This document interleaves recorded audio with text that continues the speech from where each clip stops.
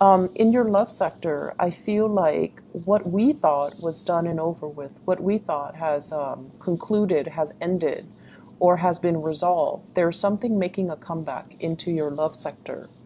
And I feel for many of you, the energy that you're bringing to the table, we have here the Eight of Cups. This is a situation that you have invested a lot of emotions in. You have invested a lot of time and a lot of resources trying to maintain a relationship, trying to work at a relationship. And I also feel like for many of you, it's a cups energy. So it's like giving of yourself emotionally to another person.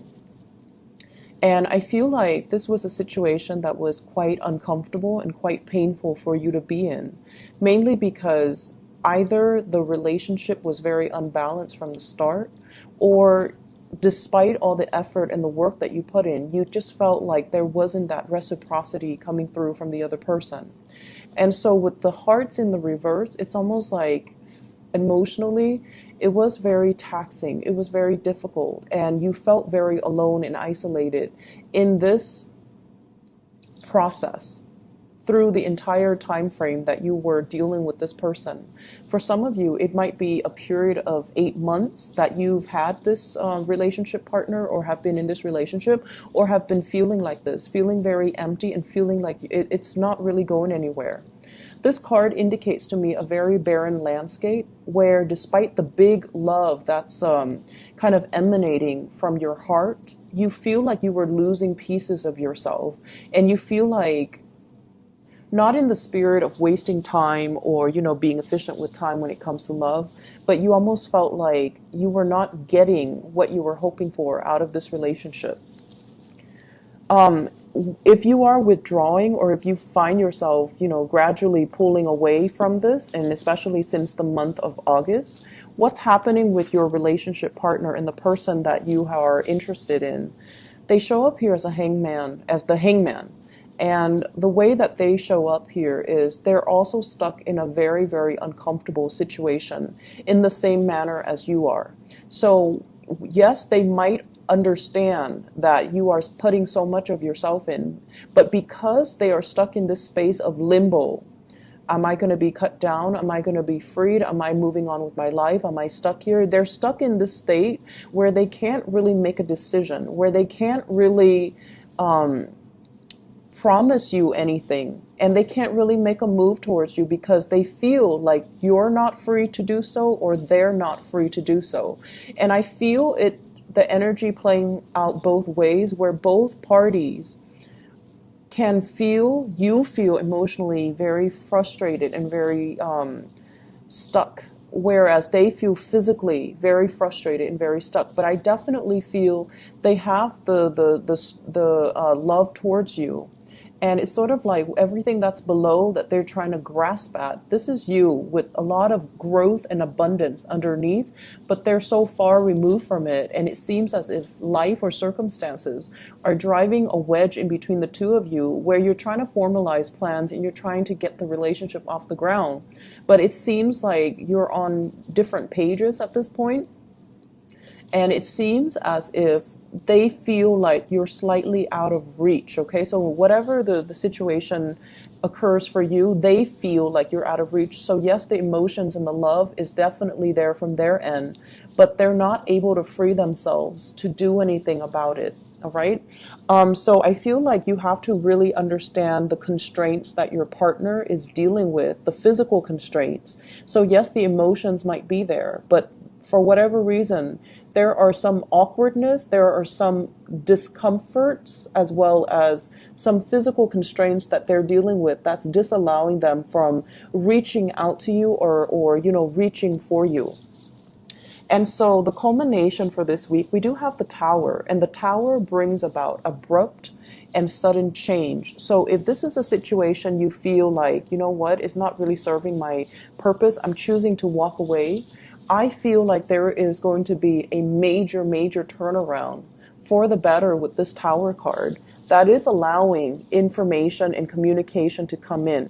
So I feel like somebody is coming towards you with an explanation, with an apology, with almost like the desire to speak and the desire to talk to you and the desire to kind of explain to you everything that has been going on in their lives, okay? So for those of you who are dealing with people that are either separated but not divorced, so for example, if you're dating somebody who's separated or but not completely divorced, I feel like they're going to come to you with some type of a clear resolution and be like, I'm getting a divorce. We're finalizing the divorce. I've already signed the paperwork and it's going to happen. So they're coming to you with some type of a swift news that is going to make you feel very welcome.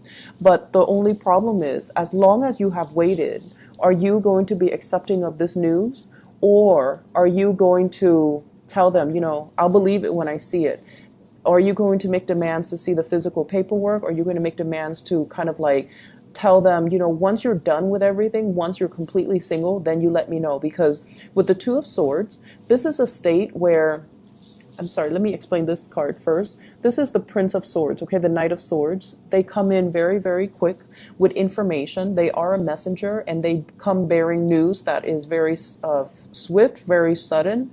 And I feel almost like it's like that knight in shining armor riding off after you, not wanting you to leave, not wanting you to make a move, not wanting you to be with somebody else, because they're gunning it for you.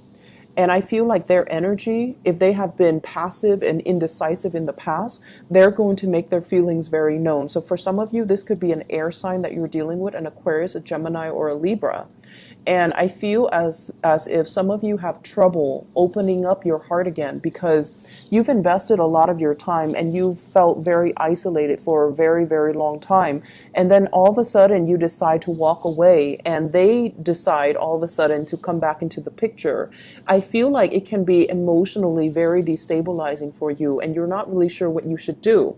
And my advice in love overall is, if this were to happen, you need to see the evidence. You need to see proof. You need to have them make some concrete actions, and you need to kind of wait it out and let them know that, I need proof, I need evidence, or I'll believe it when I see it. So why don't you not tell me ahead of time, but just wait until everything is finalized, and then we'll go from there. So I feel like, erring on the side of patience, because this person really doesn't want to lose you, and they're coming in, rushing in fast. So whatever you thought was done and over with, that you've moved away from, I feel like the other person is beckoning you to come back, or they are coming in to ask you to come back. So with the Tower in the center of the spread, I pulled out two cards to clarify the Tower.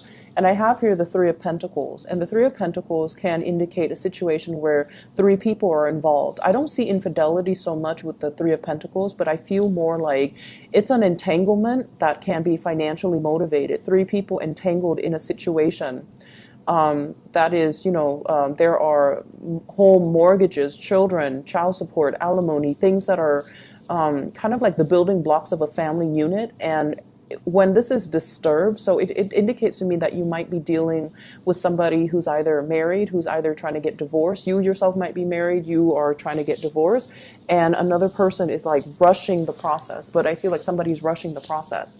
We have as well the Sun. And the Sun in this deck, it's sort of like, what will other people think?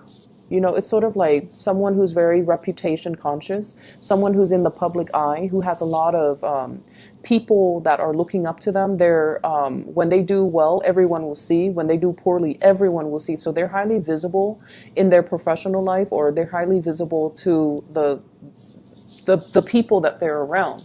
And as a result of it, there's a sense of obligation, like with greater responsibilities come greater visibility. And I feel like there's a sense of responsibility about them, but I also feel they are very, very status, reputation conscious. And so they're trying to avoid airing out dirty laundry in public.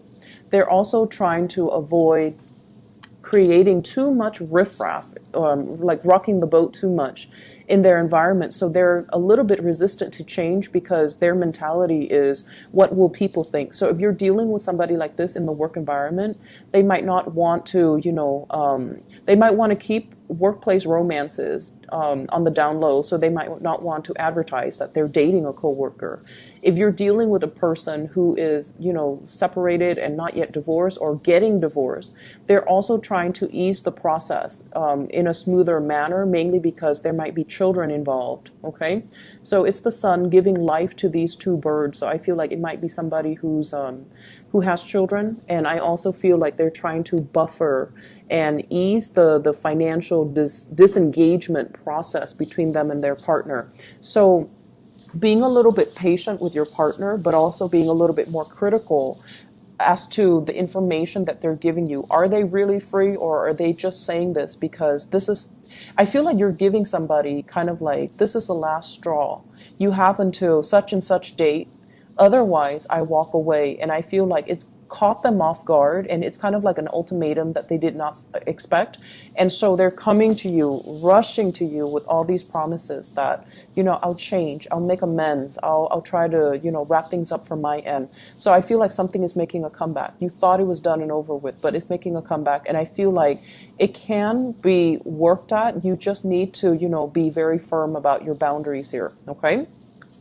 Other areas of your life, I feel like you have a very strong spiritual advice that is coming into the picture with this Hierophant card. And it's a major arcana card. And this is usually indicative of family institution. This is usually like family tradition, customs, rule of law, and even the rule of karma that we mortals have to abide by. Okay, this is doing things by the book. What was done in the past needs to be obeyed and respected. It's not in the spirit of retrenchment and, conservatism, but it's all about doing things so that we don't create changes that are too fast, too disruptive, and too swift, especially when there are other people that are involved or there are other people that are affected by the change. So I feel like whoever you're dealing with or whatever you're trying to create in your own life, we have here the Magician. The Magician is somebody that is very much independent. They only think about, what they can conjure up for themselves, what they can manifest. And this is somebody who's a little bit of a untraditional, unorthodox, and they kind of live for themselves. So I see like you're dealing with someone who might have a little bit of a selfish streak, or they're kind of like, they're out to live the good life. Okay, there might be overspending. There might be a lot of opportunities for you as well to wine and dine with really rich, really wealthy clients, for you to wine and dine and have a really good life that's coming through for this week. And I feel like for many of you, this is on a client basis where promises are being made on a very grand scale, but at the end of the day, you want to make sure that they're able to follow through. So I feel like in opposition to the Hierophant, this is sort of like doing things that are tried and true. And this is kind of like forging our own path and doing whatever that feels good for us. So actions and consequences, okay? The major advice here is you can definitely straddle some type of a middle ground or find some type of a middle ground where you don't have to err on one side, too much conservatism, and then on the other side, too much individuality, because that can also create a lot of friction in the environment and with the relationships that you're trying to foster for yourself. So erring on the side of, having kind of like that middle ground, that sense of balance, I feel is going to be really good for you. I see many of you working on a contract client basis, and you're out, wining and dining your clients in order to close a deal. So for those of you who are self-employed, in particular with this Nine of Coins, it indicates basically being able to land really lucrative assignments, being able to land large portfolios or very wealthy, very well-endowed clients, and having to add that to your portfolio that will grow for you and that will manifest for you. So commission paychecks, I feel like those are kind of coming in. Back pay, maybe even overtime pay, all of these things are coming into the picture for you for this week. And so financially, you're in a very, very good footing. However, I want to also advise you to, curb your spending for this week. Not because you are extravagant for this week, but mainly because if you are out, with business deal, business lunches, business dinners, make sure that, you keep all the receipts, you keep everything itemized, you staple everything that pertains to that one day together. So then you're not like ruffling through a bunch of receipts in order to get, your reimbursements. And with the Page of Wands, this is some type of a news, and I feel it's receipt related, okay? Receipts or payments or reimbursement or things that are like that. And I feel like it's linked up here with the Nine of Swords, which means things that are not, things that needs to be accounted for.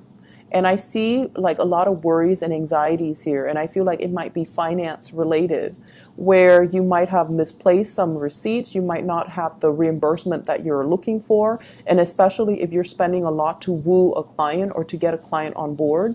And then you're kind of, you lost that receipt, or you're losing that paycheck, then it's going to be really hard for you to recoup your losses, okay?